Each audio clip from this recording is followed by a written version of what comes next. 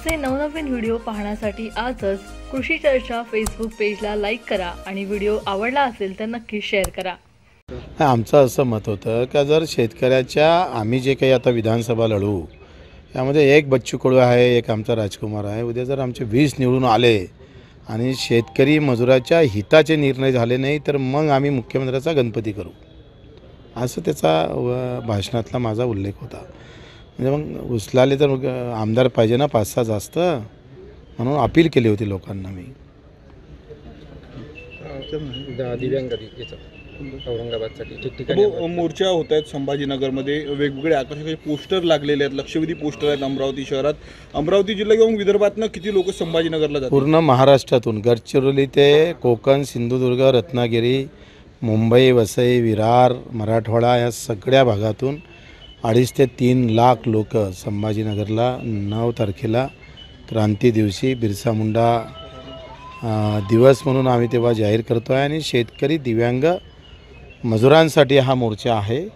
हा जाती धर्माच्या पलीकडे जाऊन भाजपा हिंदुत्वाचा नारा देत असताना काँग्रेस पुन्हा जातीचे नारे देत असेल तर आमचा शेतकरी शेतमजुराचा नारा घेऊन आम्ही हा आक्रोश मोर्चा काढतो आहे 9 तारखेला।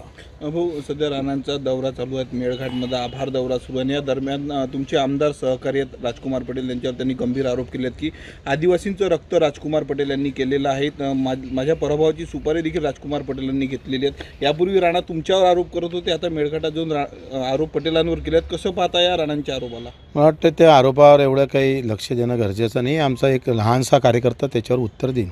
भाऊ, एक शेवटचा प्रश्न आहे। आनंदराव अडसूळ पुन्हा एकदा न्यायालयात जाणार आहेत, कारण नवनीत राणाच्या बाजूने जो सर्वोच्च न्यायालयाने निकाल दिलेला होता तो निकाल समाजासाठी घातक असल्याचं मत त्यांनी केलं। मला न्यायालयाकडून काही अपेक्षा नाही आहे। न्यायालय यंत्रणा अर्धी अधिक ढिसाळ झालेली आहे। तुम्ही सांगा, 4 तारखेला मला वाटते अर्ज भरणं होता। ज्या दिवशी अर्ज भरला त्या दिवशीच्या अर्ध्या तासा अगोदर जेव्हा निर्णय येतं आणि बावनकुळेजी म्हणतं का आमच्या बाजूनच निर्णय लागेल, तर मग न्यायालय व्यवस्था राहिली कुठे जिवंत? अविश्वास न्यायालयाच्या व्यवस्थेवर निर्माण होत चाललेला आहे। न्यायालयाकडे लोकांना मोठ्या अशा अपेक्षा ठेवून त्याची दर्जा, त्याचा मान सन्मान जो न्यायालयाचा ठेवत होते, माझ्यासारखासुद्धा न्यायालयाच्या बाबतीत बोलताना फार विचार करत होतो। पण आता आम्हाला तो विचार राहिला नाही, तो धाकही राहिला नाही। कारण न्यायालय अशा पद्धतीनं जर निर्णय देत असेल आणि ज्याच्यामुळं देशातल्या अनुसूचित खऱ्या जातीमधल्या ज्या लोकांवर परिणाम पडत असेल, जे शेड्यूल कास्ट आहे त्या लोकांवर या निर्णयाचा जर प्रभाव पडत असेल तर त्याचा मोठा दुष्परिणाम येत्या काळात देशाला भोगावं लागेल।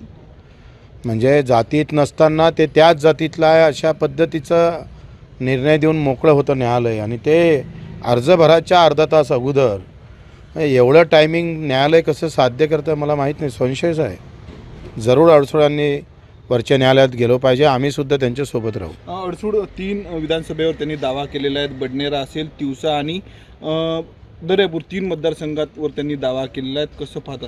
तो त्यांचा युतीचा विषय आहे, आम्ही प्रहार आहे। असे नवनवीन व्हिडिओ पाहण्यासाठी आजच कृषी चर्चा फेसबुक पेजला लाईक करा आणि व्हिडिओ आवडला असेल तर नक्की शेअर करा।